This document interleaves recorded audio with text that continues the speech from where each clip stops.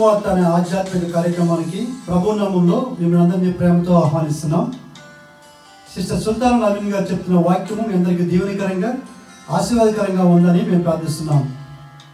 మీ యొక్క అభిప్రాయాలు సలహాలు యూట్యూబ్ లింక్ ద్వారా మాకు తెలియపరచగలరు.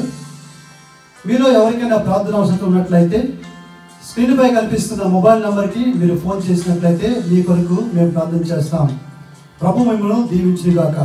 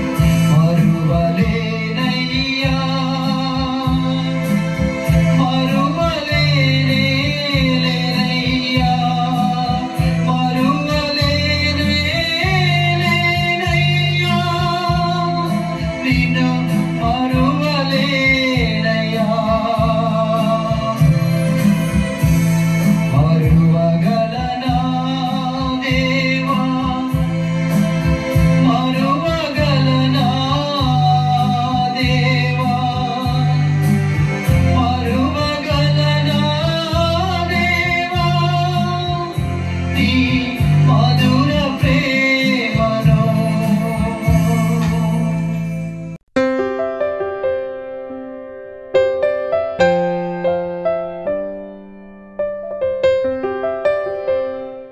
మనం ఇంతవరకు కూడా ఈ అనేక అధ్యాయాలు ధ్యానించాం. దానిలో నోహ ఓడ గురించి ధ్యానిస్తూ వచ్చాం.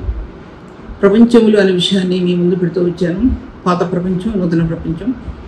పాత ప్రపంచం కూలిపోయిన తర్వాత నూతన ప్రపంచంలో నోహ ఓడ గురించి మాట్లాడుతూ వచ్చాను. అది రెండో ప్రపంచం. పాత ప్రపంచానికి కొత్త ప్రపంచానికి మధ్యలో ఓడ నిలబడి ఉంది అనే విషయాన్ని ఇప్పుడు మాట్లాడడం తెలుస్తున్నాను. తర్వాత ఆదికాండం 8వ అధ్యాయంలో దేవుడు నోహను అతనితో కూడా ఓడలోనున్న సమస్త జంతువులను సమస్త పశువులను జ్ఞాపకం చేసుకునేను. దేవుడు భూమి మీద వాయువు విసిరినట్టు చేయడం వల్ల నీళ్లు తగ్గిపోయాను. ఈ సబ్జెక్ట్ నాకు అవటలేదు కాబట్టి మరలా ఈ 3-4 మెసేజెస్ ఈ నూతనమైనటువంటి ప్రపంచంలో ఓడ ఎలా తిరిగింది అనే విషయం గురించి ప్రభు ఇచ్చిన తలంపుల్ని మీ మధ్యలో పెట్టాలని తెలుస్తున్నాను. దాని తర్వాత నోహ కుమారులు జనరేషన్స్ ఎలా అభివృద్ధి చెందారో నూతన ప్రపంచంలో, అది నూతన ప్రపంచంలో నాగరికత ఎలా అభివృద్ధి చెందింది, అదంటే తర్వాత పరిశ్రమలు ఎలా అభివృద్ధి చెందాయి, సైన్స్ ఎలా అభివృద్ధి చెందింది, తర్వాత జ్ఞానం ఎలా అభివృద్ధి చెందింది అనే విషయాలు కొన్నిగా మీతో మాట్లాడాలని తెలుస్తున్నాను. కానీ ఇప్పుడు నేను మీతో మాట్లాడేది కొత్త ప్రపంచానికి పాత ప్రపంచానికి మధ్యలో ఓడ ఎలా నిలబడింది అనే విషయం మీతో మాట్లాడుతుంటాను. నోహ ఓడ అనేది విశ్వాసానికి గుర్తు. పాత ప్రపంచంలో తయారు చేయబడిన ఓడ నూతన ప్రపంచంలో అంటే అదే ఆకాశం, అదే భూమి, అది అరారాత్ కొండ మీద నిలబడినటువంటి ఓడ ప్రపంచానికి గుర్తుగా నిలబడింది. ప్రపంచ దేశాలు గుర్తింపు ధైర్యంగా నిలబడ్డాయి. తర్వాత దానిలో ఓడ ఉన్నటువంటి మెటీరియల్ ఏది కూడా ఈ లోక సంబంధమైందే కావచ్చు. కానీ ఆ దినాల్లో కొన్ని సంవత్సరాల క్రితం సైంటిస్టులు టెస్ట్ చేసి ఇది ఏ మెటీరియల్లో వాళ్ళకి అవగాహన లేక ఇది మా వల్ల కాదు అనేసారు అనే విషయం గురించి ఎప్పుడో నేను పాత మెసేజ్ చెప్పాను. విషయం గురించి చెప్పాను. దాంట్లో ఎన్ని సంవత్సరాలు, ఎన్ని జనరేషన్స్లో ఓడ పాతగిలిపోకుండా లేకపోతే చీకిపోకుండా చెదపట్టకుండా అలా ఉందంటే ఇటువంటి స్థానంలో దేవుడు ఆ ఓడను తయారు చేశాడంటే నేటి ప్రపంచానికి గుర్తుగా తయారు చేశాడు. ఆదికాండంలో వెలుగు కలుగుగా అనేది ఆ ప్రపంచం అనేది ఆ వెలుగులో పుట్టింది. నూతన ప్రపంచం అనేది అంటే తిరిగి సమకూర్చబడినటువంటి ఆ ప్రపంచం మళ్ళీ రెండో ప్రపంచం అనేది ఒక్క నోహ కుటుంబం నిలబడ్డారు. నోహకి ఆ యొక్క షిప్లో ఉన్నప్పుడు ప్రభు ఇచ్చిన వాగ్దానం నిలబడింది. మొట్టమొదటిగా ఆ యొక్క ధనస్సు నిలబడింది. దేవుని మహత్తరమైన శక్తి నిలబడింది. దేవుని యొక్క అద్భుతమైన శక్తి నిలబడింది. అతని యొక్క విశ్వాసంలో దేవుని యొక్క శక్తి అందులో నిలబడినట్లు మనం చూడగలం. అందుకోసం పాత ప్రపంచానికి కొత్త ప్రపంచానికి మధ్య నిలబడింది ఓడ అన్నమాట. తర్వాత దేవుని వాక్య భాగాల్లో చూసినట్లయితే తిరిగి రాసిన పత్రిక అధ్యాయంలో ప్రపంచములు దేవుని వాక్యం వల్ల నిర్మాణమైనవనియు అనే విషయం గురించి చాలా అధ్యాయాలు అంటే చాలా మెసేజెస్ మాట్లాడినా సరే ఒకదాని ఒకటి సంబంధం లేకుండా ప్రభు ఇచ్చిన తలంపుల్ని మీ మధ్యలో పెట్టాను నేను. ఇది దేవుడి చేత నేను బలపరచబడి నేను చెప్పే వాక్య భాగాలే, కానీ ఇది ఏది కూడా నా స్వకీయ ఆలోచన అనుసరించి కానీ ఏదైనా నేను చెప్పాలని ఉద్దేశంతో కానీ ఇది చెప్పే విషయాలు మాత్రం కావు అనే విషయాలు మీ మధ్యలో పెడుతుంటాను. తర్వాత వాక్య భాగాల్లో ప్రపంచంలో దేవుని వాక్యం నిర్మాణం అనేది ప్రపంచంలో అన్నాడు ఆయన. దీంటి సింగిల్ నెంబర్ కాదు, ఫ్లోరల్ నెంబర్ ఉంది దాంట్లో. అందుకోసం మొట్టమొదటి ప్రపంచం కూడా వెలుగు అనే దాని గురించి దగ్గర 20 మెసేజెస్ దాని గురించి మాట్లాడాను. ఇప్పుడు టచ్ చేస్తే మరి నాకు కొత్త టాపిక్ రావాలి, కానీ పాత దాంట్లో నుంచి నేను మాట్లాడలేను. తర్వాత ప్రపంచం అనేది ఆయన వాక్యం వల్ల కలిగింది ఆదికాండంలో. అలా నిర్మాణం అవుతూ వచ్చిన తర్వాత నోహ కాలం వచ్చే వరకు నోహకు విశ్వాసం మూలంగా జీవించాడని విశ్వాసం యొక్క ఆ గ్రూప్లో అంటే ఆ తెగలో నోహ కూడా ఉన్నట్టు చూడగలం. అది హెబ్రీ రాసిన పత్రిక 11వ అధ్యాయంలో విశ్వాస వీరుల్లో నోహ నిలబడినట్లు చూడగలం. విశ్వాసం వల్ల నోహు అది వరకు చూడని సంగతుల గురించి దేవుని చేత హెచ్చరింపబడి ఓడ నిర్మాణం చేశాడు. విశ్వాసం వల్ల కలుగు నీతికి వారసుడు అన్నాడు. విశ్వాసం అనేది పాత నిబంధనలో ఇటు కొత్త నిబంధనలో మొలకలు ప్రకాశించింది, మహిమను వెలిగింది. విశ్వాసం అనేది క్రీస్తు యొక్క రక్తంలో ప్రకాశించిన ఆ యొక్క విశ్వాసం అనేది అదొక ఆత్మకి ఎన్నో స్థానాల్లో ప్రతిష్ఠించబడింది విశ్వాసం అనేది. ఇప్పుడు ఈ విధమైన వాక్యాలు మీకు చెప్తే చాలామందికి అర్థం కావు, ఎందుకంటే ఈ దినాల్లో విశ్వాసం అనేది మర్చిపోయారు, ప్రేమ అనేది మర్చిపోయారు, పరిశుద్ధ స్థానాలు మర్చిపోయారు, ఇవన్నీ మర్చిపోయారు. కొంతమందిలో ఉన్నాయి, కానీ నేను వారి గురించి మాట్లాడటం లేదు. కానీ ఇది కొత్త సబ్జెక్టుగా మీకు ఉండవచ్చు, కానీ దయచేసి అర్థం చేసుకోవాల్సిందిగా మిమ్మల్ని బ్రతిలాడుకుంటున్నాను. ఈ విషయాలన్నింటినీ కూడా దేవుని వాక్య భాగాల్లో చూసినట్లయితే ఈ విశ్వాసం అనేది అది ఒక కేంద్ర బిందువు. ఈ కేంద్ర బిందువు అనేది యేసుక్రీస్తు ప్రభు యొక్క శిలువ యొక్క కార్యంలో అది కేంద్ర బిందువుగా నిలబడింది. అది పాత నిబంధనలో నిలబడింది, కొత్త నిబంధనలో నిలబడింది. పాత నిబంధనలో నోహ కాలం తర్వాత అయిపోయిన తర్వాత రెండో ప్రపంచం తర్వాత మోషే ధర్మశాస్త్రంలో కూడా ఈ విశ్వాసం అనేది నిలబడింది. కానీ ధర్మశాస్త్ర మూలమైన క్రియల మూలముగా ఏ వ్యక్తి కూడా నీతిమంతుడిగా తీర్చబడడు, కేవలం విశ్వాసం వలన మాత్రమే అని రాయబడింది. విశ్వాసం వల్ల అనేది అది ధర్మశాస్త్ర మూలమైన నీతి, ఆ నీతి కాదు. ఈ నీతి క్రీస్తునందుల విశ్వాసం వల్లనే నీతి అని రాయబడింది. క్రీస్తునందు విశ్వాసం ఉంచడం వల్ల నీతి. అది మనకు ఎక్స్ప్లెయిన్ చేయడానికి ఎవరి వల్ల కూడా కాదు. ఈ విశ్వాసం అనేది విశ్వాసం ద్వారా నీతి ద్వారా కృప అనే విషయాలు ఇది రోగి రాసిన పత్రిక 5-6 అధ్యాయాలు రాబట్టాయి. ఆ సత్యాన్ని ఎన్నోసార్లు నేను మీకు ప్రకటించిన అది నూతనమైన సత్యమే ఆత్మకు నాకు బయలుపరచబడుతుంది. కానీ పాతవి చెప్పడానికి నాకు ఆ థాట్స్ అవి రావట్లేదు. నాకు ఆ నూతనమైన సత్యంలోనికి పరిశుద్ధాత్మ దేవుడు ఆత్మను ముద్రించడం అనేది గమనించుకోగలిగాను.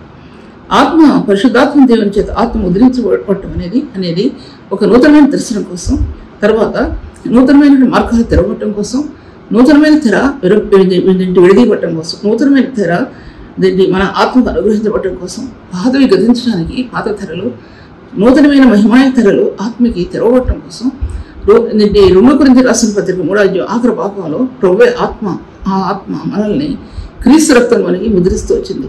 ఒక వ్యక్తి తను తాను డెడికేట్ చేసుకోకుండా, పరిశుద్ధపరచబడే స్థానాల్లోకి వెళ్లకుండా ఈ నూతనమైన దర్శనాన్ని ఆత్మ పొందజాలదనే విషయం నేను గ్రహించుకోగలిగాను. నేను ఎవరి విషయం మాట్లాడటం లేదు. నిర్జీవంగా హృదయం చాలాసార్లు, చాలా నిర్జీవత్వాన్ని అలుముకుంటున్న హృదయం చాలాసార్లు దేవుని సన్నిధిలో కన్నీరుతో ప్రభువుని బ్రతుకున్నప్పుడు ఒక నూతనమైన దర్శనం ఆత్మ కనుగొనటం అనేది నేను గమనించుకోగలిగాను. ఇది మీ మధ్యలో నేను పెడుతున్నాను అంతే. నోహ ఓడని చెప్పినా సరే కొన్ని విషయాలు మాత్రమే మీ మధ్యలో నేను మాట్లాడదలిచాను. తర్వాత ప్రపంచంలో అనే విషయానికి నేను రెండవ ప్రపంచం గురించి చెప్తున్నాను. రెండవ ప్రపంచం, మొట్టమొదటి ప్రపంచం ఆదాము అవ్వలను తయారు చేసిన ప్రపంచం. దానికి ముందు దాని గురించి నేనేం మాట్లాడట్లేదు. అది బైబిల్లో ఇంక్లూడ్ చేయబడలేదు, కానీ హిస్టరీలో ఉన్నప్పటికీ కూడా ఆ విషయాలు తెలియపరచడం కానీ, ఆ సత్యాలు తెలియపరచడం కానీ ఇప్పుడు అంత క్షేమం కూడా కాదు అని అనిపించి, తర్వాత రెండో ప్రపంచం నోహ అడుగుపెట్టిన ప్రపంచం గురించి, అది పాత ప్రపంచమే కానీ నూతనమైనదిగా చేయబడిన ప్రపంచం, నూతనమైన మార్గాలు తెరిచినటువంటి ఆ ప్రపంచం, నూతనమైన వాగ్దానం చేత కట్టబడినటువంటి ఆ ప్రపంచం, కృప ద్వారా మాత్రమే నిలబడినటువంటి ఆ ప్రపంచం గురించి నేను మీతో మాట్లాడుతుంటున్నాను. తర్వాత విశ్వాసమేలో నిలబడినటువంటి ఈ యొక్క నోహ ఆదికాండం షేతు దగ్గర నుంచి, షేతు ఎనోష్ దగ్గర నుంచి తర్వాత షేతు తర్వాత ఎనోష్ తర్వాత ఇలాగ 7 గురించి నేను గతించినటువంటి వాటిలో చెప్పాను. పేర్లు కూడా నాకు జ్ఞాపకం రావట్లేదు. అంటే అన్ని సత్యాలు చూడాలి, బైబిల్ చూడాలి. నేను మహలేల గురించి, తర్వాత కేనాన్ గురించి, తర్వాత వీళ్ళందరి గురించి చూచాయిగా మీ మధ్యలో మాట్లాడినట్లు నాకు చాలా జ్ఞాపకం. వారందరూ విశ్వాసవీరులుగా నిలబడినటువంటి ఆ తెగలో చూసినట్లయితే విశ్వాసవీరుల్లో నోహ కూడా పాత ప్రపంచానికి ఎండవటానికి ఒక విశ్వాసవీరుడిగా నిలబడినటువంటి వ్యక్తి నోహ అనమాట. నోహ ఓడ అనేది క్రీస్తు యొక్క కల్వరి యాగానికి, లేక క్రీస్తు యొక్క కల్వరి స్థానానికి గుర్తుది. ఆదరించింది ఆ 8 మందిని. నోహ వాళ్ళని 20 ముగ్గురికి మళ్ళీ 8 మంది నీటి ద్వారా రక్షణ పొందారు, బాప్తిసం తీసుకున్నారని చెప్పి పేతురు 1వ అధ్యాయంలో పేతురు రాసిన పత్రిక 3వ అధ్యాయంలో రాయబడింది. దాంట్లో అందరూ కూడా తెలిసినటువంటి వాక్య భాగాలు. అంటే అటువంటి స్థానాలు ఇప్పుడు దినాల్లో కూడా, ఆ దినాల కంటే నోహ స్వార్థ ప్రకటించి 120 సంవత్సరాలు ప్రకటించినటువంటి స్వార్థ కంటే ఆ దినాల కంటే ఈ దినాలు బహు భయంకరంగా ఉన్నాయనే విషయం మాత్రం మీ మధ్య మాట్లాడుతున్నా. ఎవరు చెప్పడానికి వీల్లేదు, ఎవరు కూడా వినడానికి మనసు లేదు. క్రైస్తవ్యంలో ఎన్నో తెగలు కలిసిపోయాయి.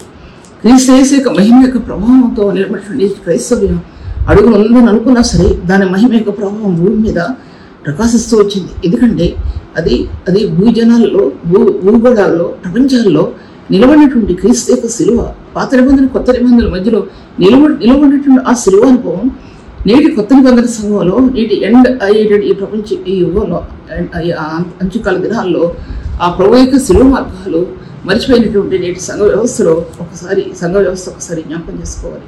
మనం ప్రకటించే విధానంలో ప్రకటించడం అనేది నేను మీతో మాట్లాడటం లేదు, కానీ నేను దేవుని వాక్యం మీతో మనం మాట్లాడుతుంటున్నాను. తర్వాత 1 పేతురు రాసిన 3:20-23 వరకు ఆయన ఆత్మరూపంగానే వెళ్ళి వారికి స్వార్థ ప్రకటించాడు రాయబడింది. అది శరీర మాలిన్యం తీయడు కాదు, కానీ తీయడు కానీ ఆత్మరూపిగా వెళ్ళి ఆయన ప్రకటించి శరీర మాలిన్యం తీయడు చదువుతాను, ఎందుకంటే తప్పు వచ్చేటట్టు కనబడుతుంది నాకు. 1 పేతురు రాసిన పత్రిక 3వ అధ్యాయం ఇక 20 నుంచి చదువుతున్నాను. దేవుని నుంచి దేవుని దీర్ఘశాంతం ఇంకా కనిపెట్టుచున్నప్పుడు పూర్వము నోహ దినులలో ఓడ సిద్ధపరచబడుచుండగా అవధిలేని వారి ఎద్దుకును అనగా చెరలోని ఆత్మల ఎద్దుకును ఆయన ఆత్మరూపిగాని వెళ్ళి వారికి ప్రకటించాడు. ఆ ఓడలో కొందరు అనగా 8 మంది నీటితో రక్షణ పొందిరి. దానికి సాదృశ్యమైన బాప్తిస్మమును రక్షించున్నది. నీటి ద్వారా వారు రక్షణ పొందారు అంటే వారు మునిగారు, నీళ్ళలో మునిగారు.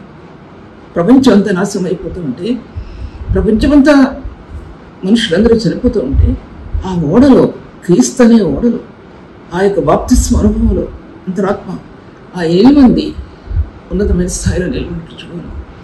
తర్వాత నిర్గమకాండంలో ఇశ్రాయేలీయులు ఎర్ర సముద్రం దాట వస్తున్నప్పుడు అది ఎర్ర సముద్రం బాప్తిస్మ అనుభవానికి ఎలా నడిపించింది అనే సత్యం కూడా మనకి మరొక చోట రాయబడి ఉంది. బాప్తిస్మ అనుభవం, ఈ నేచర్ అనేది భూమిలోని ప్రకృతి అనేది, భూమిలోని మనుషులు అనేది, దేవుని చేత సృష్టించబడిన ప్రతి సృష్టిని కూడా, లేకపోతే సూర్య చంద్రులు కానీ ఆకాశ నక్షత్రాలు కానీ ఇవన్నీ కూడా దేవుని యొక్క నమూనాలో క్రీస్తు మహిమ ప్రత్యక్షపరచబడుతుంది. సృష్టిని చూసినా, ఆకాశ నక్షత్రాలు చూసినా, సూర్య చంద్ర గోళాలను చూసినా, ఏ గ్రహాలను చూసినా క్రీస్తు యేసు యొక్క మహిమ ప్రత్యక్షపరచబడుతుంది. అది శిలువ అనుభవం. భూమికి ఆకాశానికి మధ్యలో ఉన్న శిలువ అనేది అటు పరలోక మహిమను చూపించింది. ఈ భూలోకంలో క్రీస్తును వచ్చింది. పరలోక మహిమ నుంచి ఆ కృపా బాహుళ్యం భూలోకంలోనికి ప్రదర్శించబడింది. ఆ శిలువ అనుభవం పాపాన్ని పరిహరించింది, పాపాన్ని అపవిత్రతని పరిహరించింది, నీతిని పరిశుద్ధతని ఆత్మకు కుమరించింది. వీటన్నిటికీ మూలం విశ్వాసం అనేది. మీకు అర్థం కాకపోవచ్చు కొంతమంది, కానీ ఎందుకంటే టూకీగా చెప్పడానికి ఇక నాకు కుదరదు, విడదీసి చెప్పడానికి. కానీ ఒక విషయాన్ని ఈ అరగంట సమయంలో ఈ 40 minutesలో ఒక మాటని చెప్పడానికి కుదరనటువంటి విషయం. దేవుని వాక్య భాగాన్ని ఉన్నదన్నట్టు మీరు మాట్లాడుతున్న విషయం కూడా మీకు గ్రహించుకోగలగాలి. తర్వాత నూతన ప్రపంచం అనేది ఎలా ఉందంటే, అప్పుడు నోవహు ఓడలో కాలు పెట్టినప్పుడు అంతా నిర్జీవమైన ప్రదేశం, ఎక్కడ మనిషి జాడ లేదు, ఎక్కడ చూసినా నిర్జీవత్వమే, చెట్లు చేమలు లేవు. తర్వాత కానీ మొలిసినాయి, చెట్లు చేమలు మొలిసినాయి. ఆ సమయంలో ప్రభు నోవహుతో అంటున్నాడు, నోడలోంచి నువ్వు కింద దిగు అన్నాడు. ఆయన 8వ అధ్యాయంలో దేవుడు నోవహును అతనితో ఓడలో ఉన్న సమస్త జంతువులను సమస్త పశువులను జ్ఞాపకం చేసుకున్నాను. దేవుడు భూమి మీద వాయువు ఇస్తున్నట్లు చేయడం వలన నీరు తగ్గిపోయాయి. దాంట్లో అప్పుడు నోవహుని భూమి మీదకి రమ్మని దిగమని చెప్పి దేవుడు మోషే నోవహు ఆజ్ఞాపిస్తున్నట్టు మనం చూడగలం. దేవుడు వాక్యభాగంలో ఇంకా చూసినట్లయితే కనుక ఈ నోవహు ఓడ అనేది అప్పుడు ఫస్ట్ నోవహు ఓడ దిగిన తర్వాత ఏం చేస్తాడంటే, యెహోవాకు ఒక బలిపీఠాన్ని కడతాడు. చాలా ప్రాముఖ్యమైన బలిపీఠం. మొట్టమొదటిగా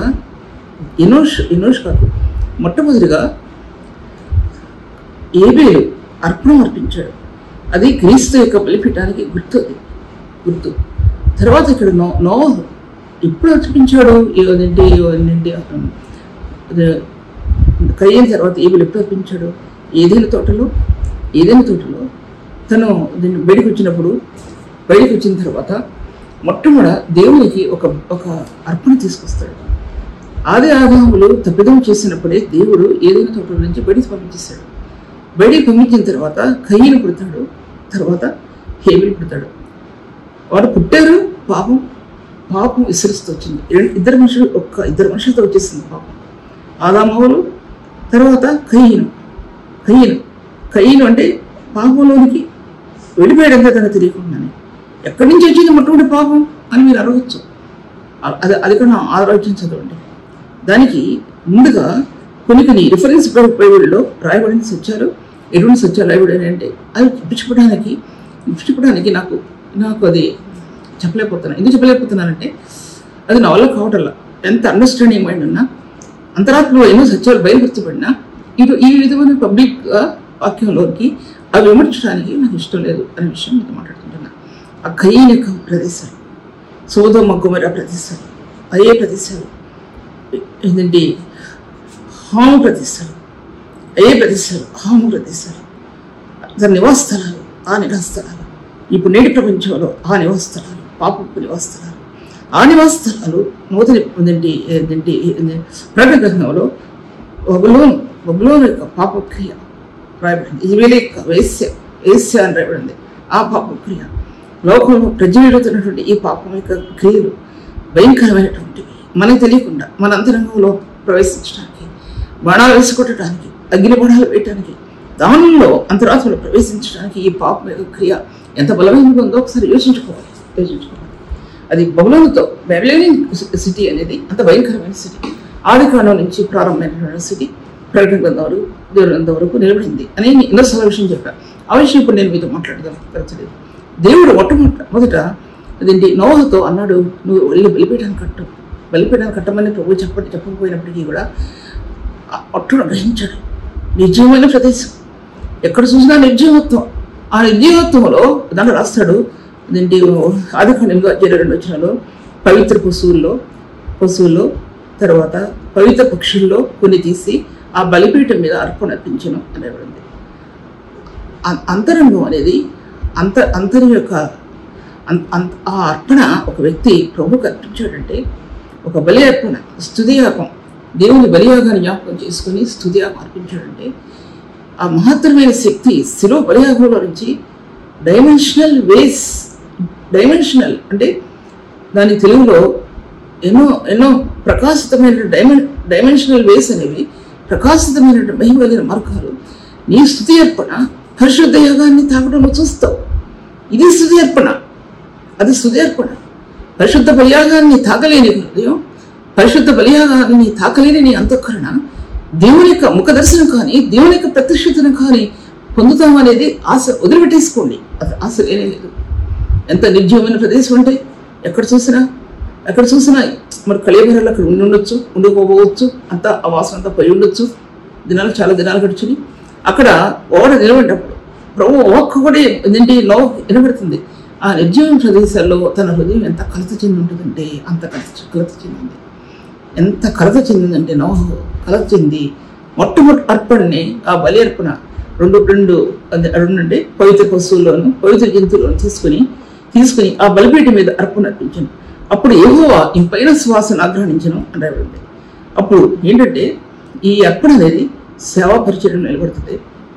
ఖచ్చితంగా సేవా పరిచర్యలు అంటే పరిచర్య చేసే విధానంలో నీ అంతఃకరణం శూన్యమైనప్పుడు, నీ అంతఃకరణం నిర్జీవమైనప్పుడు, నీ అంతఃకరణంలో ఏది లేనప్పుడు, చేయలేని పరిస్థితి వచ్చినప్పుడు, హృదయం ముద్దుబారిపోయినప్పుడు నువ్వు అర్పించే అర్పణ, నీ కన్నీటి దారుల్లో క్రీస్తు బలియాగాన్ని కీర్తించిన నీ బలియార్పణ నీ ఆత్మకి నూతనమైన జీవాన్ని తీసుకొస్తామా, అది గ్రహించుకోకపోతే సేవ ధన్యంకరం కాదు అనే విషయాన్ని కూడా నేను మీతో మాట్లాడుతుంటున్నాను.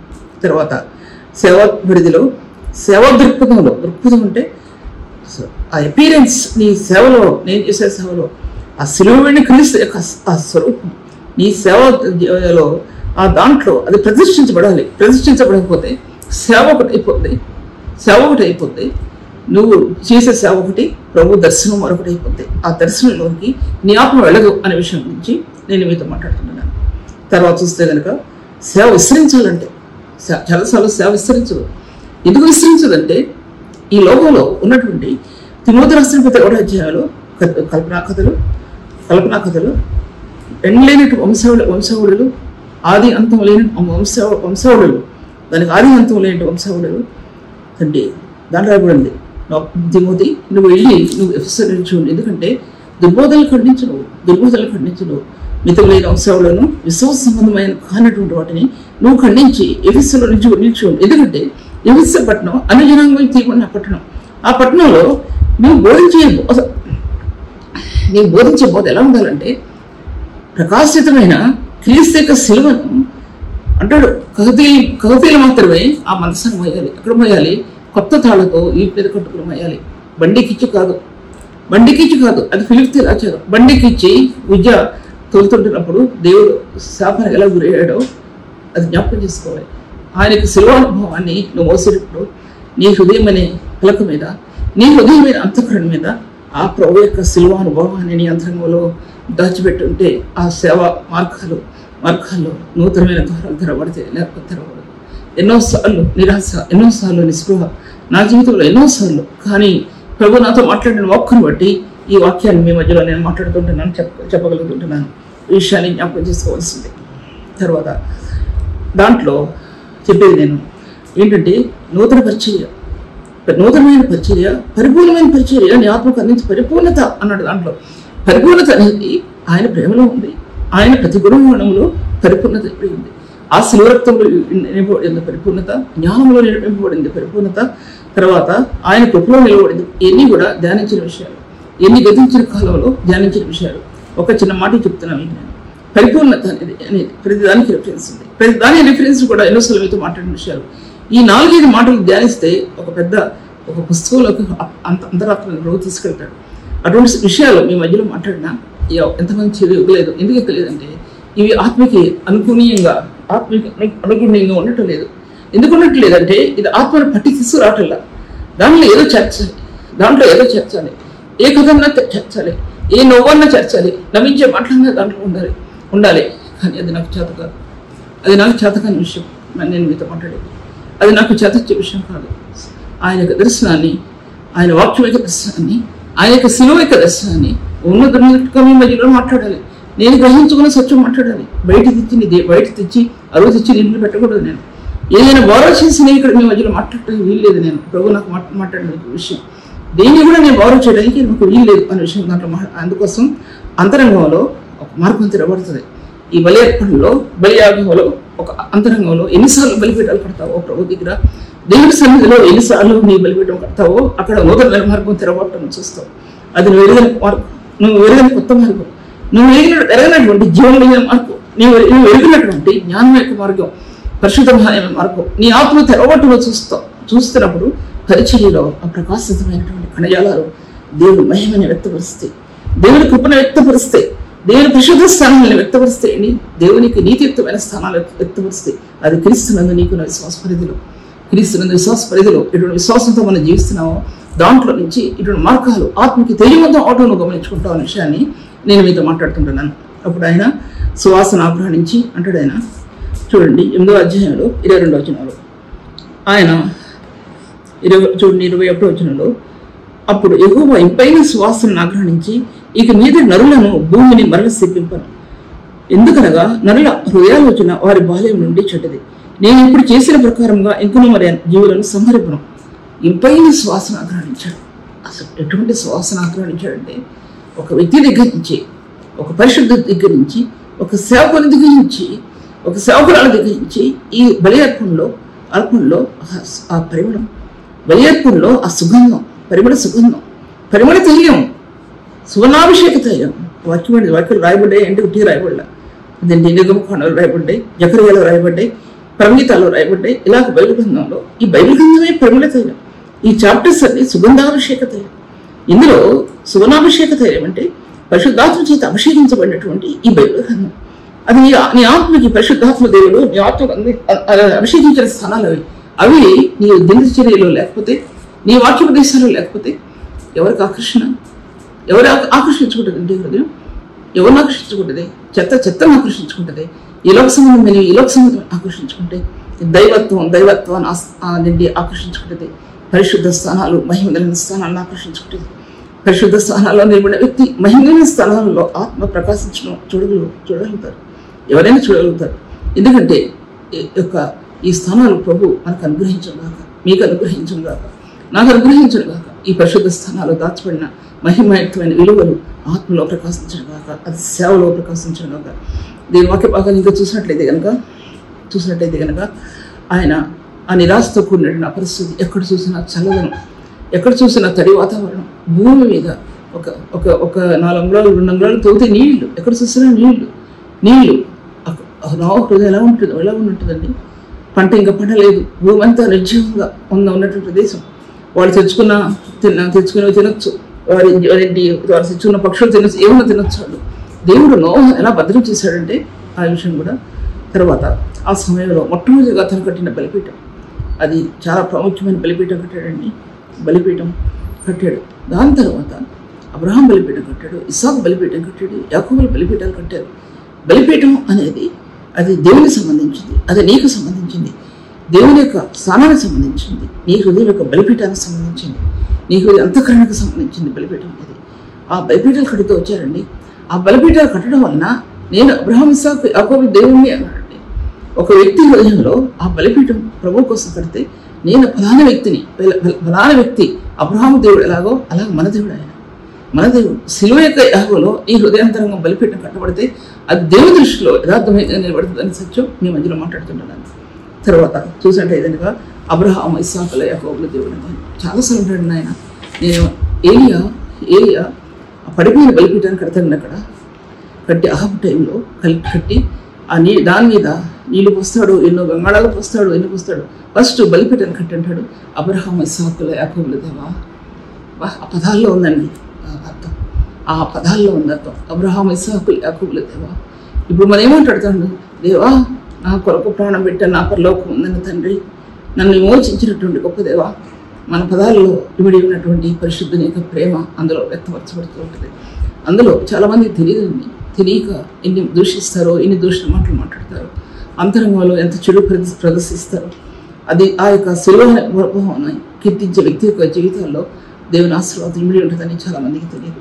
తర్వాత అప్పుడు అది ఏలి అంటాడు, నీ నామం ఇశ్రాయేలు అవునని నువ్వు సెలవిచ్చావు కదా. వాళ్ళ రుణమాట అంటాడు అబ్రహాము, ఇస్సాకు, యాకోబు దేవా, నీ నామం ఇశ్రాయేలు అవునని నువ్వు సెలవివ్వలేదా?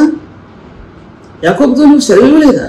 మా పితరులతో నీ నామం ఇశ్రాయేలుగును, నీ నామం ఇశ్రాయేలుగును, పరిశుద్ధ దేవుని నామం ఇశ్రాయేలు అని పిలువబడింది. ఇశ్రాయేలు యాకోబు నివాస స్థలాలు, పరిశుద్ధ దేవుని చేత కట్టబడిన నివాస స్థలాలు, యెరూషలేము కొండ మీద కట్టబడిన నివాస స్థలాలు, నీ హృదయాంతరంగంలో కట్టబడిన నివాస స్థలాలు, పరిశుద్ధుని ప్రేమలు ఇమిడిపోయిన నీ హృదయాంతఃకరణ నివాస స్థలాలు. నీ నివాస స్థలాలు ఎలా ఉన్నాయండి? ఎలా కట్టబడితే నీ హృదయాంతరంగంలో దేవుని వాక్యం, పరిశుద్ధమైన వాక్యం ప్రభు నాకు ఇచ్చినప్పుడు ఇది ఎలా దాచిపెట్టుకోగలను నేను? నాకు ఏం వస్తుంది బహుమానం? నాకు ఏ బహుమానం రాదు, ఎక్కడి నుంచి ఏమి రాదు, నాకు ఏమీ రాదు. మనస్పర్ధలో అదేంటి అవమానాలు తప్పితే నాకు లభించేది దీంట్లో ఏమి కూడా లేదు.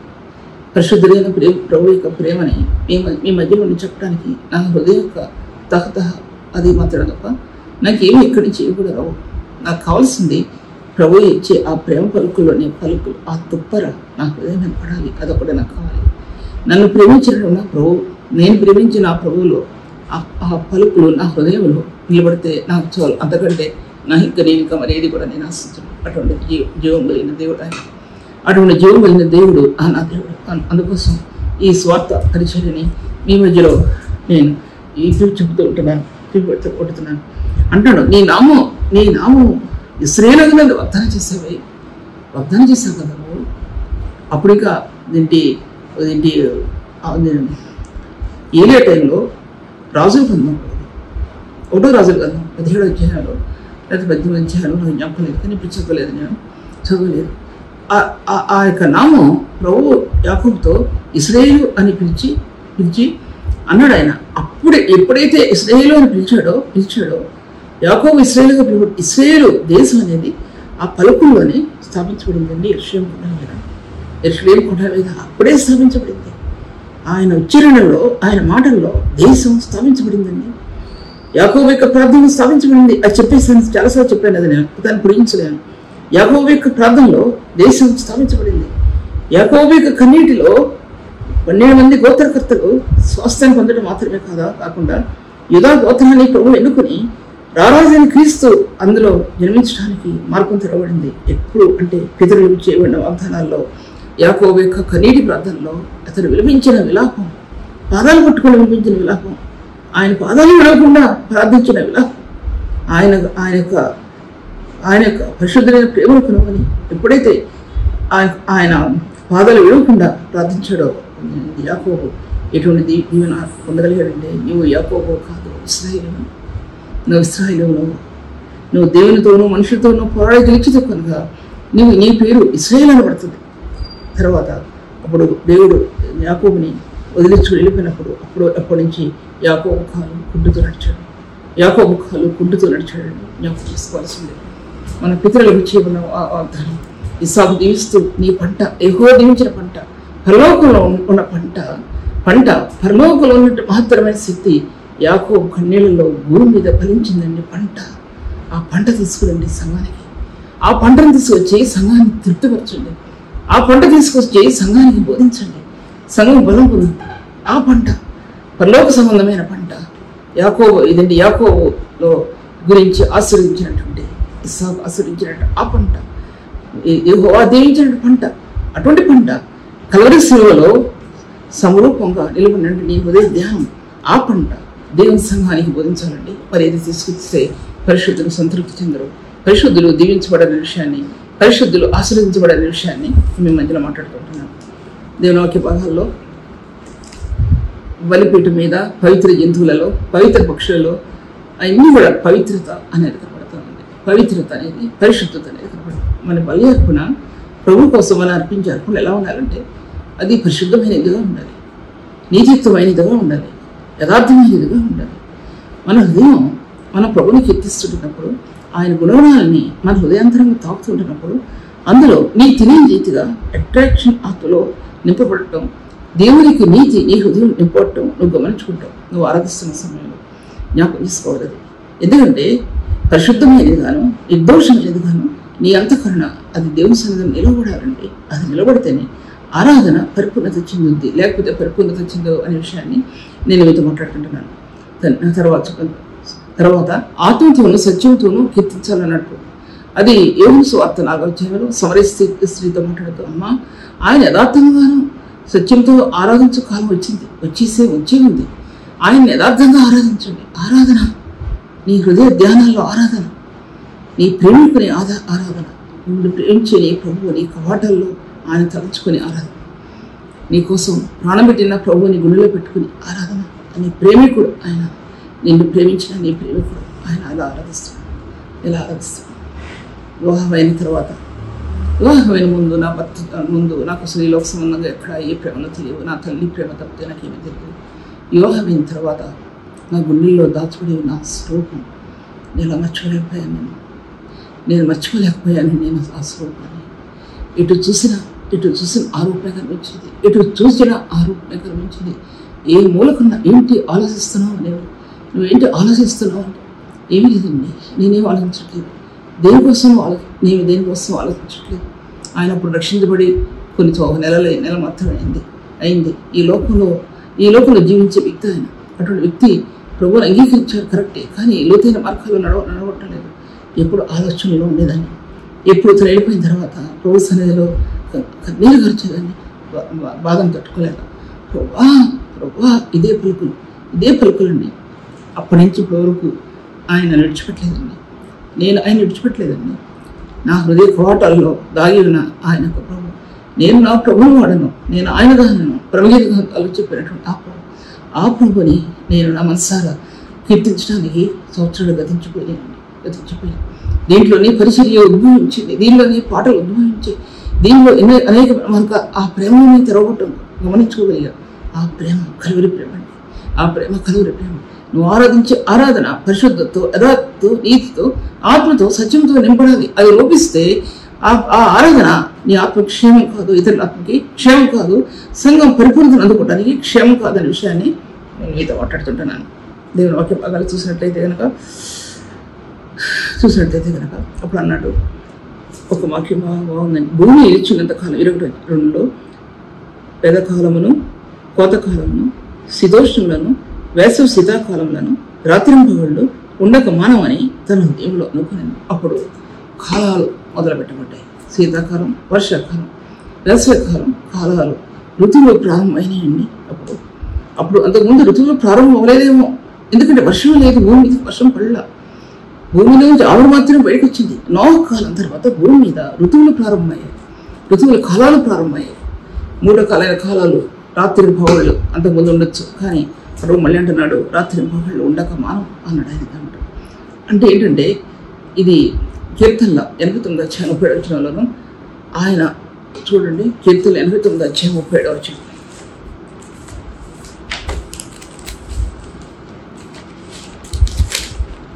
కీర్తనలో 89వ అధ్యాయం రిఫరెన్స్ 7వ వచనంలో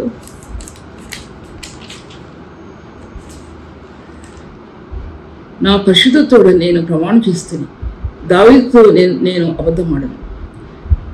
తర్వాత ఇటు సెలవిచ్చుండియు పై భావంలో చంద్రుడు ఉన్నంతకాలము అది నిల్చున్ననియు, మిండు నుండి సాక్షి నమ్మకం ఉన్నట్లు అది స్థిరపరచబడిననియు, నా పరిశుద్ధతోడని నేను ప్రమాణం చేస్తాను, దావీదుతో నేను అబద్ధమాడను. అంటే ఆయన ఈ సృష్టిని సృష్టించినప్పుడు సూర్యుడు ఉన్నంతకాలము చంద్రుడు ఉన్నంతకాలము అంటే ఆయన నిబంధన ఎలా నిబంధన చేశాడంటే మానవంతో అటువంటి నిబంధన చేశాడు దేవుడు మానవంతో అనే సత్యం ఆ అధ్యాయంలో జ్ఞాపకం చేయబడుతుంది. వచ్చిన కీర్తనలో 89, 37 వచ్చిన జ్ఞాపకం చేయబడుతుంది. తర్వాత నోవహు ఓడ దిగిన తర్వాత ఓడలో ఉన్నప్పుడు కూడా దేవుని యొక్క కనికరం ఏంటో, దేవుని యొక్క దయ ఏంటో, దేవుని యొక్క వాత్సల్యత ఏంటో గ్రహించగలిగాడండి. దీర్ఘకాలం జీవించాడు, దేవుని ముఖాముఖిగా చూశాడు, దేవునితో సహవాసం చేశాడు, నిబంధనను స్థిరపరిచాడు, కృపను కుమరించాడు. కృపతో కూడిన నిబంధన దానింటి నోహ కాలంలో ఆ దేవుని యొక్క కనికరాన్ని తను గుర్తించగలిగాడండి. దేవుని యొక్క కనికరాన్ని ఎలా గుర్తించగలిగాడంటే అలా గుర్తించగలిగాడు. నిబంధన రక్తాన్ని ఈ నిబంధన క్రీస్తు యేసు బలి యొక్క అర్పణని రక్తాన్ని మనకు గుర్తు చేస్తుంది. 1000 సంవత్సరాలకు ముందు దేవుడు నోహతో చేసిన నిబంధన క్రీస్తు యేసు యొక్క బలి యొక్క అర్పణని రుజువు చేస్తూ వచ్చింది, కనబరుస్తూ వచ్చింది అనమాట. ఇప్పుడు ఈ దినాల్లో ఈ రిలీజియస్ అసలు ఎలా ఉందంటే రిలీజియస్ ప్యాటర్న్ ఎలా ఉందంటే రకరకాలైనటువంటివి మత సిద్ధాంతాలు క్రైస్తవ జీవితంలో భూమి మీద పుట్టకుక్కల్లాగా మొలిచేయండి, పుట్టకుక్కలాగా మొలిచాయి. మన ఇండియా దేశంలో, ఇతర దేశాల్లో, అమెరికా దేశంలో ఎన్ని రకరకాలైన మొలిచాయంటే ఒక వ్యక్తి క్రీస్తు రక్తమునందు అతని ఆత్మని నిర్మించబడకపోతే, క్రీస్తు రక్తం చేత ఒక ఆత్మ దేవుని ఒక ఆత్మ అంటే నా భాష అర్థం చేసుకోండి, స్థాపించబడకపోతే, అది బిల్డప్ చేయబడకపోతే, ఒక హృదయంలో చేయబడకపోతే ఈ తప్పుడు సిద్ధాంతాలని బోధల్ని వారు కట్ చేయలేరు. వారి వల్ల కాదు. ఏది పడితే అది పట్టు తిరగటానికి, ఏది పడితే ఏ గాలికి పడితే ఆ గాలికి వెళ్ళటానికి, ఏ ఎండగా ఆ గొడవ పట్టడానికి సెలవు వేయబడిన క్రీస్తు ఆ స్థానాన్ని ఒక హృదయం గుర్తించుకోగలిగింది. ఎటు పడితే అడు ఏ సిద్ధాంతం ఏ సిద్ధాంతం ఒకటే సిద్ధాంతం అండి. క్రైస్తవ వాదాల్లో ఒకటే సిద్ధాంతం. ఏ సిద్ధాంతం అంటే ఆయన మరణం, ఆయన పునరుత్థానం, ఆయన సమాధి. జ్ఞాపకం చేసుకోండి 3 విషయాలు: మరణ పునరుత్థానాలు, క్రీస్తు యేసు మరణంలో దాచబడినటువంటి పునరుత్థానం, ఆయన రక్తంలో దాచబడి ఉన్నటువంటి ఆయన పునరుత్థానం, ఆయన రక్షణ కాంతిలో ప్రకాశించే పునరుత్థానం యొక్క మహిమ, ఆయన రక్షణలో ప్రకాశించే పునరుత్థానం యొక్క జీవం, పునరుత్థానం యొక్క జ్ఞానం, పునరుత్థానం యొక్క శక్తి, రక్షణలో ప్రకాశించే తేజోమైనటువంటి స్థాయి అది క్రీస్తు రక్తం నందు ఆ రక్షణ కాంతి ఆత్మలో ఒక వ్యక్తిలో పొందగలిగితేనే ఈ ఎదురుది. లేకపోతే వాక్యాన్ని పట్టడం లేదు. వాక్యం ఒక హృదయంలో బిల్డప్ చేయబడటానికి ఈ యొక్క బలమైన శక్తి లేకపోతే బిల్డప్ చేయబడదండి. ఎటుపడితే కొట్టుకుపోద్ది, గాలి కొట్టుకుపోద్దండి. గాలిపటాలు దారం తెగితే ఎలా కొట్టుకుపోద్దో అలా కొట్టుకుపోతాయి. అటువంటి బైబిల్ గ్రంథం దేవుని యొక్క మహిమకు శక్తికి సమరూపంగా బైబిల్ గ్రంథం నిలబడిందండి. ఆయన మహిమ యొక్క శక్తికి సమరూపకంగా కల్వరి శిలువానుభవానికి ఎలా సమరూపంగా నిలబడిందో ఒక బైబిల్ గ్రంథం, అలాగే ఆయన యొక్క పునరుత్థానం యొక్క మహిమకు కూడా సమరూపంగా బైబిల్ గ్రంథం నిలబడిందండి.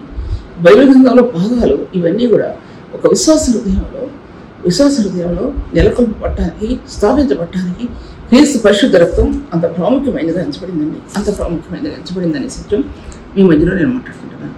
అందుకోసం ఈ అర్పణలు అనేవి నీతో కూడినట్టు అర్పణ అంటే ఈ సాక్రిఫైసెస్ అన్నీ కూడా ఫస్ట్ బలి అర్పణ సాక్రిఫైస్ చేశాడు. ఈ సాక్రిఫైస్ అంటే సాక్రిఫైస్ ఆఫ్ రైచియస్నెస్ అని ఉంది. నీతియుక్తమైనటువంటి బలి అర్పణ అన్నాడు. దాంట్లో సాక్రిఫైస్ ఆఫ్ రైచియస్నెస్ అంటే నీతియుక్తమైనటువంటి బలి అర్పణ. నీతియుక్తమైన బలి అర్పణలో మన హృదయం ప్రకాశించడం మనం చూస్తాము. నీతియుక్తమైన బలి అర్పణలో మహిమాయుక్తమైన బలి అర్పణలో నీ ఆత్మను ప్రకాశించడం నువ్వు చూస్తావు. ఇది చెప్పే విషయాలు కాదండి, ఆత్మలో సంగ్రహించుకునే విషయం. ఆత్మ సంగ్రహించుకునే సత్యాలు ఇవన్నీ కూడా అనే విషయం ఈ యొక్క పాత ప్రపంచంలో ఒక నూతన ప్రపంచం వెలువడిందండి.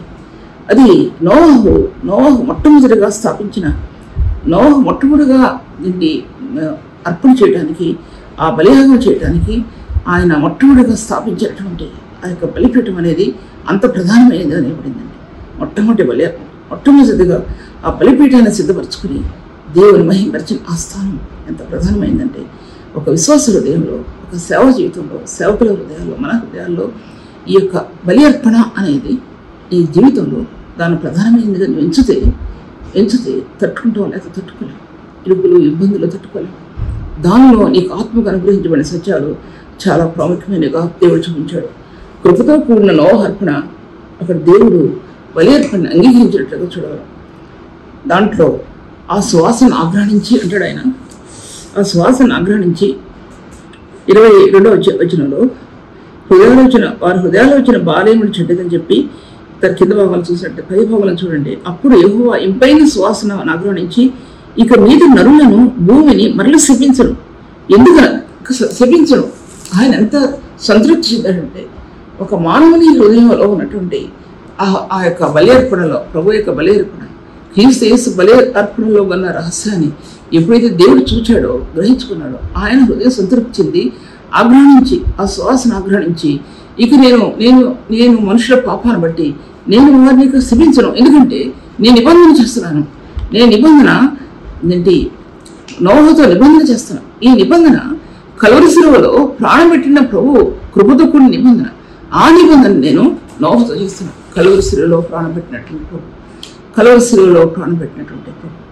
తర్వాత నోహలో ఉన్న ఆతృత, దేవుని అతను ఉన్న కృతజ్ఞత నూతన ప్రపంచ నిర్మాణానికి మూలమైంది. చాలా మూలమైపోయిందండి. ప్రపంచ నిర్మాణానికి మొట్టమొదటి బలిపీఠం, మొట్టమొదటి సమర్పణ. తర్వాత ఈ 3 వంశావళి క్రమాలు ఎలా అభివృద్ధి చెందాయని అనేది, 3 వంశావళి క్రమాలు ఎలాగ ప్రాముఖ్యమైనగా ఎంచబడినవని తర్వాత వాక్యభాగాల్లో మాట్లాడతాను. దేవుడి వాక్యాన్ని దీవించిన తర్వాత ప్రార్థించుకోండి. తండ్రి వందనములు ప్రభు, ఘనమైన నీ రక్షణ వాక్యాన్ని అందించావు తండ్రి.